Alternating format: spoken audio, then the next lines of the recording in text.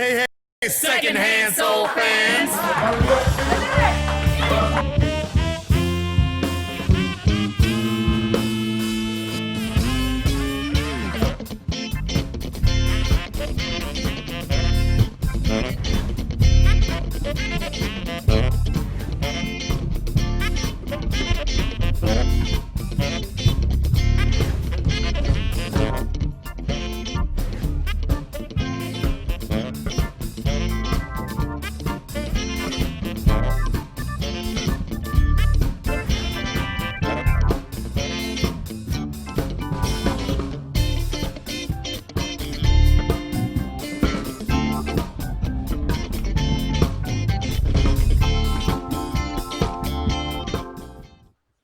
Hey, hey, hey, secondhand soul fans. It's me, your friendly neighborhood soul man, Lyle Dynamite Miller. And I'm here with Kathy Fern. And the sax man, Dave Drower. How's it going out there, everyone? How we doing, everybody? And here we are at lucky number 13, our 13th episode of the Secondhand Soul Band Show. Baker's dozen, that's right. That's right. And today we got another hot, burning hot show for you. We got some venue news coming up. We're going to do our famous over underrated segment. We're going to cover some stars you never heard of today. And we got a new segment today called The Vapors. And we'll get to that one later. And of course, Dave goes off. And then we got a big performance coming up for you. Our most recent performance that we just did a few weeks ago in St. Charles. We got a snippet from that performance. So make sure you stay tuned for the end of the show. Ready to get started, everybody? Let's go. All right.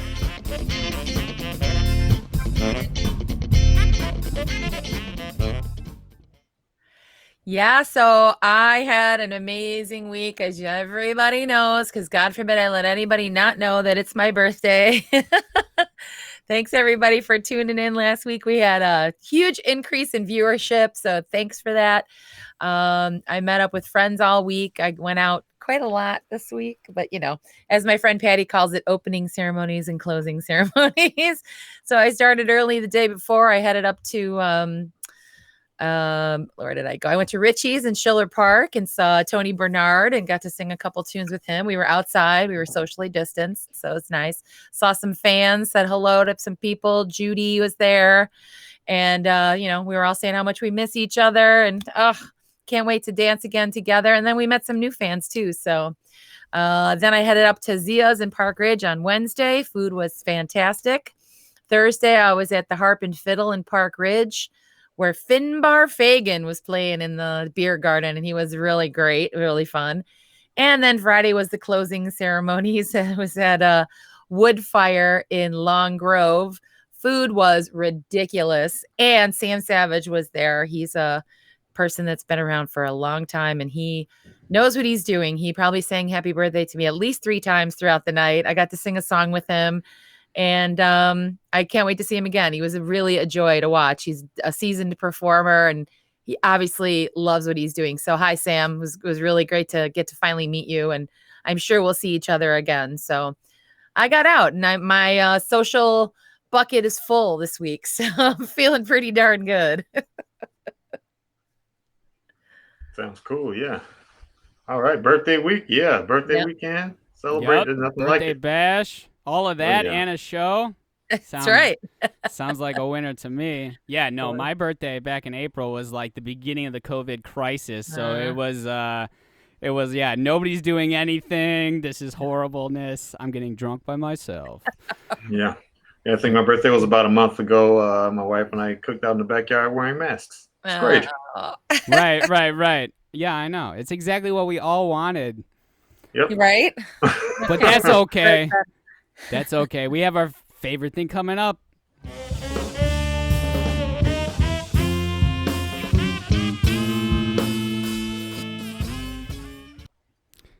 All right, it's time for our segment, Over Underrated. Yes. And Over Underrated is when we grab an artist and we look at their career and their statistics, and we decide if they're overrated, underrated, or if they're getting just the right amount of praise. Who do we have this week? This week we're going with Lady Gaga. Lady Gaga. Yes. Somebody that's current, I think, is important as well as the older cats, because it's sometimes harder to rate the ones that are current because just because you're living in it.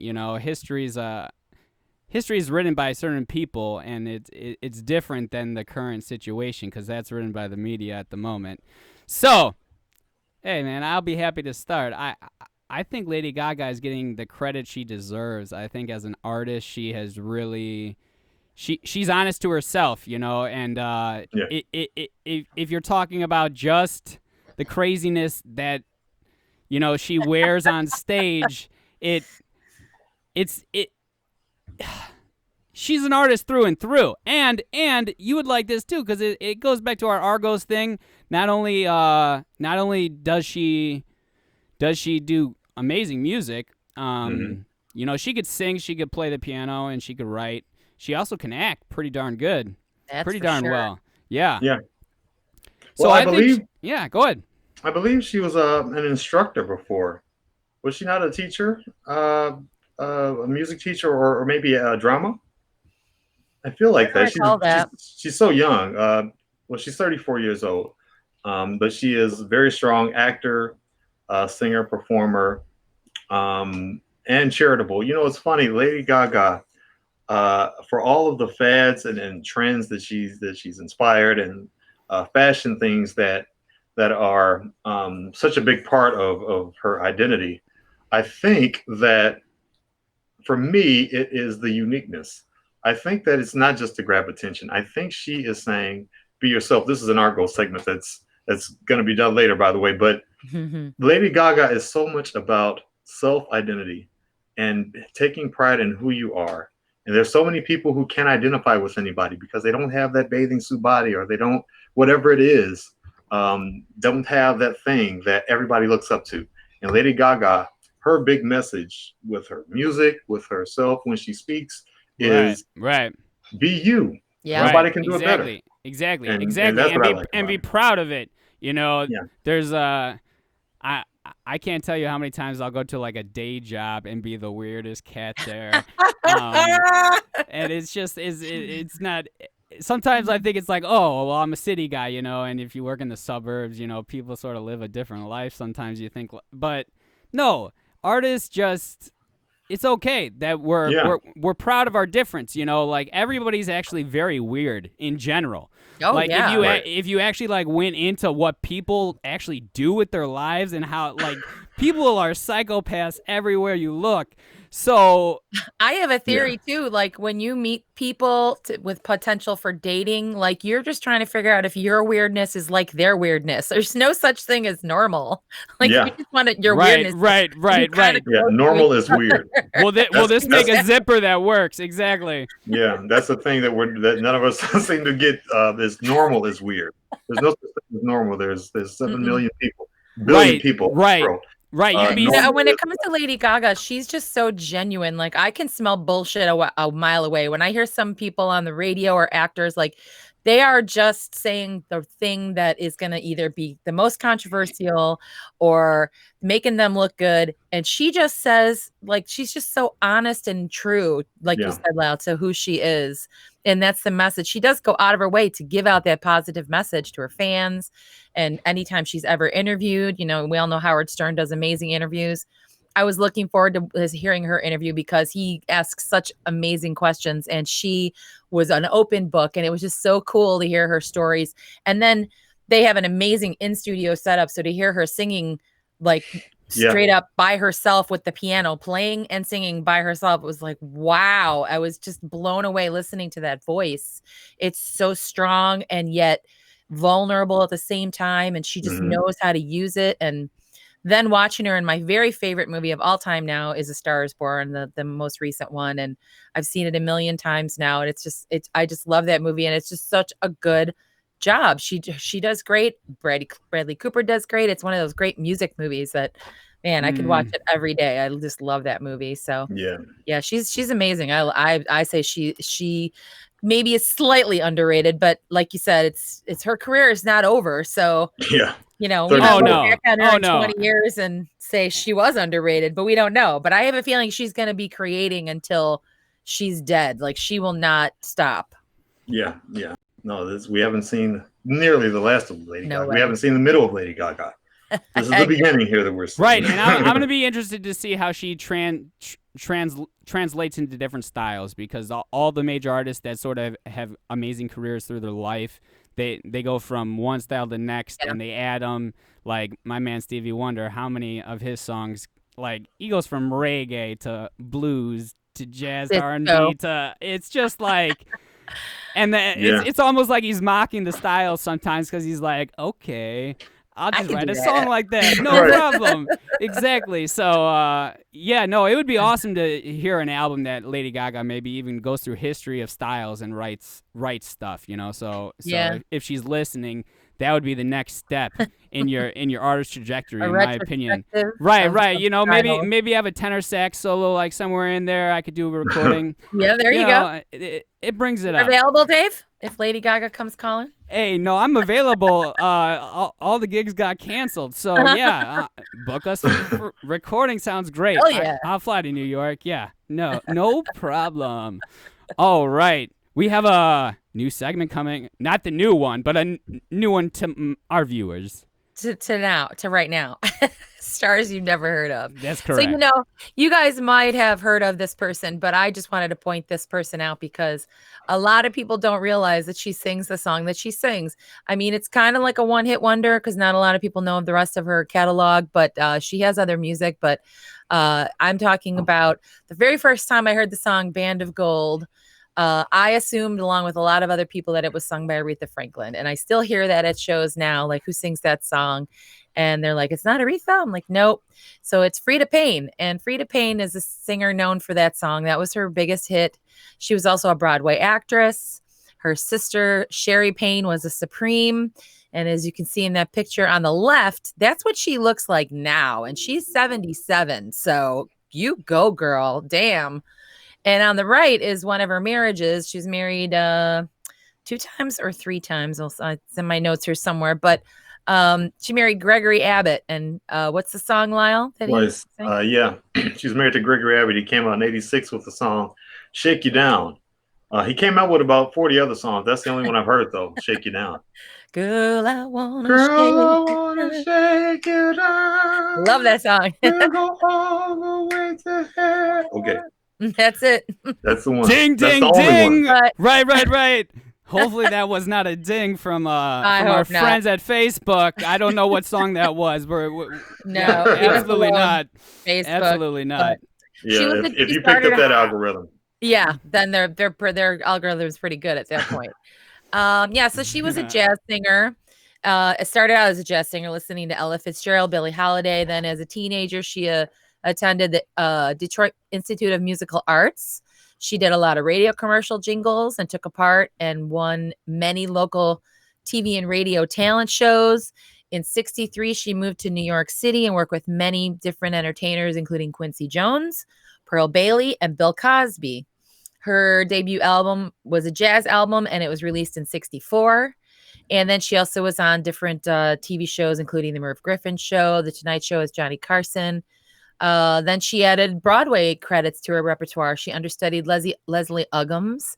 And then in '69, her old friends back in Detroit, Brian Holland, Lamont Dozier, and Edward Holland, who, in case you don't know who those people are, were the writers of Papa Was a Rolling Stone, for example, along with a lot of other great songs. They persuaded her to sign with their newly formed label. And then Eddie Holland offered her a song called Band of Gold, which he wrote along with Brian Holland and Lamont Dozier and Ronald Dunbar. And in '70, the song became an instant pop smash hit, reaching number 3 in the United States and number 1 in the UK for 6 weeks. And it also gave her first gold record. They estimated they sold 2 million albums. And back then, that was a lot. And then she also released an album called Band of Gold, and it did very well, too. In '81, she had her own talk show, Today's Black Woman. And then, as we said, she married singer Gregory Abbott and was married to him for 3 years. They had a son, Gregory Abbott Jr. And then later, she had a relationship with American musician Edmund Silvers, who was the lead singer of the Silvers, which is, Lyle, isn't that Boogie Nights? Yeah. No, that's Heat Wave. No, Silvers is oh man. Oh, come on. Boogie Fever. Boogie Fever. Yeah. Yeah, I got it. Oh, Boogie Fever. So might get dinged for that. he was that singer. So Yep. yeah, like I said, she's currently 77, and according to her website, it looks like she would still be performing if it wasn't for COVID. And her website is fridapayne.com. That's PAYNE.com. So if you want to follow her and check her out, that's how you would find her. But you go, girl. That was a cool song, and I would love to see her in person. I didn't know I could still do that until I looked her up. So I'm going to make a point of that when we get out of this mess that we're in right now. Mm-hmm. Awesome. All right. We got a new one, don't we? Now we Okay. do. Yeah. So here's everyone. a new segment. We're calling it the Vapors. What's the Vapors, Lyle? The Vapors is, I had an official slang, definition here, but basically the Vapors is when you become attracted to someone because they have newfound power or money and you want some of it. But in a past life when they were poor, you rejected them. It's kind of like the song "Nobody Wants You When You're Down and Out." That's right. That is the Vapors. The Vapors is the person who doesn't want you when you're down and out. But in musical context, for this week, we were for the Vapors. We were earlier discussing James Brown and his relationship to Colin Kaepernick. Now, there's no direct line there, but there is a thread. So this is kind of a long story. I'll try to summarize here. The reason why African Americans are referred to as Black people in this country is largely due to James Brown. For centuries, let's just say that there were negative depictions of Black people in this country. Bugs Bunny even wore blackface. So in the 60s, when especially in 68, after King was murdered, there was a boiling point of pretty kind of like how we are today, where everyone was at each other's throats, and even within the Black community, there was colorism, where if you were a light-skinned Black person, you were looked at as more acceptable, more palatable than if you were dark. And within the community, light-skinned Black people would rail against dark-skinned Black people. I know this sounds really petty, but there's something called the dozens. The dozens is like when people crack on each other, they tell jokes about each other. Well, those jokes were usually something negative about your Black skin. James Brown saw this and wondered why are all of these people who are alike and who are struggling so much to gain equality at war with themselves. So he created this song, Black and Proud. Say it loud, Black and Proud. And it wasn't really so much about Black pride as it was about accepting yourself as Black. Like we were talking about with Lady Gaga, being yourself. Whatever negative things you're hearing about you, they're not true. And that song ignited pride, ignited people looking at their skin and saying, I'm not bad. Why am I believing this? And then the Black Power movement came out of that, which was about empowerment, not greater than. And that thread stretches all the way to Black Lives Matter today. And back then, James Brown wasn't really revered for it. Even Black people weren't crazy about it at first, but everybody caught on later. And, people say it loud all the way up through the 80s. People were saying that song. And later on, we caught the Vapors and we figured out James was right. James was trying to tell us something. And now we have Colin Kaepernick, who's also making his statement, who's not appreciated today, but say 10 years from now, maybe next week. I think he's more appreciated today than he was 6 months ago. Yes, definitely more than 6 months ago. Yep. And remember always, it's not about James Brown or Kaepernick. It's about the message. Yep. Love who you are. That's right. And it's funny, when you love who you are, everyone loves you. Yeah. You look outward, you really got to look inward. That's right. Yeah, that's right. Love who you are and love others. We're all just human beings anyway. That's right. All right. Well, that was fantastic. Do we have a group hug right now? I feel like we should have a group hug. Yeah. I love you guys. Perfect. Great transition. All right. Instead of a group hug, we're going right to my favorite segment next to over underrated. It is Dave Goes Off, and I didn't realize that this segment was right after the one we just talked about. So this is gonna be a little bit tricky how I get into this, because today Dave, this is your voice in your head telling you to think it through as you say whatever it is you're going to say. Today I wanted to discuss police officers that work in the suburbs. So I call them suburban cops. Where do I start? So I went to dinner last weekend with my parents because I worked on my darling motorcycle, which I do all the work on, and I love it. But so I went to dinner, and then there's this police officer, and it's the sixth one I saw, right, in the suburbs. This is like the suburbs.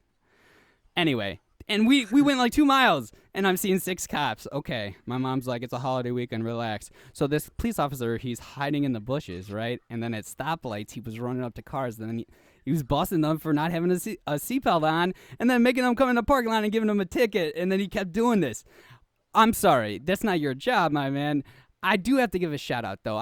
I work nights a lot of the time, and the cops in Northbrook have never given me a problem. I keep a nice, steady pace, in the middle of the night, because they could easily give me problems. But this guy was hiding in the bushes. So I love city cops. They don't bother you unless you're doing crazy stuff. They would tell you to put on a seatbelt. I've had them be like, oh, your headlights aren't on, at a stoplight, turn them on or something. When at a suburban cop, they would be pulling you over and giving you the 411. So this brings me to my next thing. I really don't think cops should be really doing minor traffic nonsense. They're here to serve and protect, and the more times we're dealing with them over little nonsense, the less we're going to trust them. And yes, this is why I don't trust them. So I could only imagine how black people, right, Lyle, how they feel, Yeah. It's a long conversation. Yeah. Well, maybe they thought you were bringing some of that low income housing over. So. Right. I kept telling my parents, I'm like, it's getting very, very roity-toity over here. I don't know. Or you had the devil's lettuce in your trunk. Yeah. Hey, that's all legal here in Illinois. I know. That's all legal. But they would still give you trouble for it. Of course they would. Of course they would. I mean, that's one of the topics of defunding the police, though. I had a conversation with a couple of white friends, and we all said that was like a really bad name, because that's not really what they are talking about. Yeah, right. They're talking about, allocating funds instead of sending as much as we do to the police departments, sending some of it to more mental health issues and social issues, and make those as important as catching people doing wrong. I mean, when you're a parent, you're told to, if you could catch your kid doing something right, that actually works way better than if you catch him doing something wrong. And that positive reinforcement goes a long way toward having him or her make a better decision the next time something comes up. So it's the same thing, really. Like, let's catch people doing something right, or let's give them the resources that they need to feel more part of society, to feel better, to feel whatever it is people need to feel like human beings, regardless of color or sexual orientation or whatever it might be. We're all just on this planet at the same time to just get along, and that's what they're talking about. So we have a very socially enlightened show today, you guys. Yeah. Well, everything's about messaging. Everything's about messaging, right? Yeah. Right. And of course, defund the police. It's great because it makes it easy to say that that's a bad thing. Right. And yes, I completely agree. We have to diversify our public service relationships so that way it's not. That's really what it is. Yeah. I want to cut the portfolio up, right? Because if you have social workers, if you have an ambulance that you don't have to pay $500 to come to you if somebody's having a heroin overdose, and then people are getting the help they need. How many times do cops get called because people are going crazy on some kind of drug or alcohol when they do not need that person at all? If you go to a hospital, will they call the cops? No, they would get you, a psychiatrist, a psychologist, right? Somebody the right kind of doctor. Right. They would find out what you needed. So exactly, that's if we're paying all this money, the amount of money that we're spending, we could totally make much bigger things happen. And and it's okay. Like, don't be afraid of change, because if we haven't learned that things aren't really working right now, then we're blind. Right? Yeah. It's treating the world with compassion for everyone. Everyone's got their issues they're dealing with. Like we said, there is no normal. We're all screwed up some way or another. So let's have compassion. Google for-profit prisons. Ugh. That's what I'll say. Oh, that's a whole new segment, man. I could go crazy about that. Yeah. That might be a whole new show. We'll explain a lot about over-incarceration.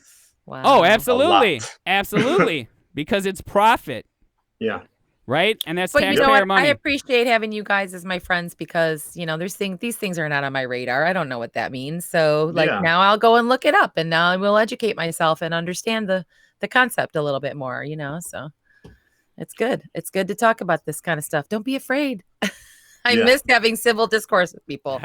Sometimes, like, even I was out this week, they were all closest friends and we didn't really talk about politics at all. But sometimes you're in places where you're having fun, and then like someone brings something up and you're like, oh, you're one of them. I can't even think about having that conversation with you right now, because I don't really even want to, I don't even want to go there with you, And it's too bad, because it limits how much we can talk to each other about things sometimes.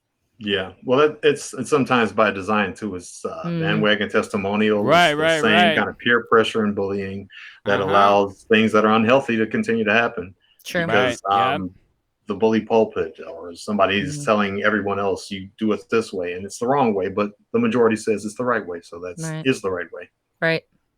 All right, let's get some music going here. What do you think? All right. Done.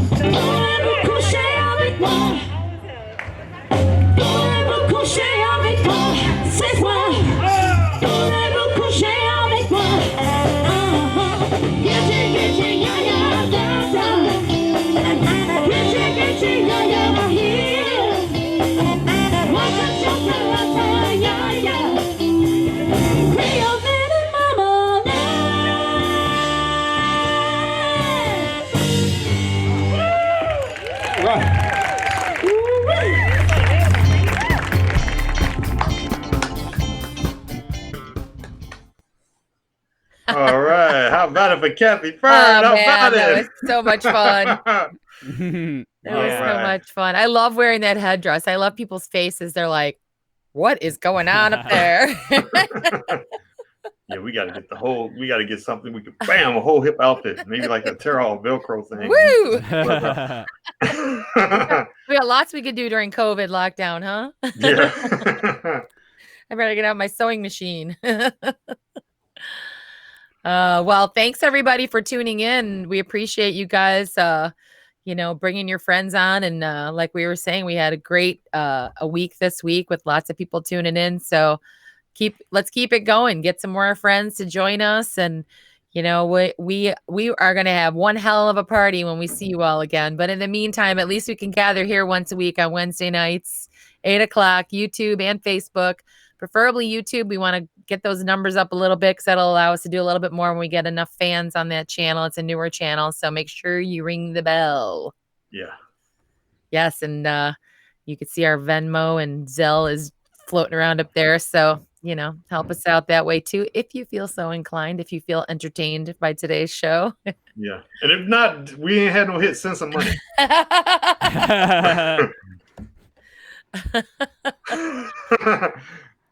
All right, everybody. Laters. Virtual tip jar.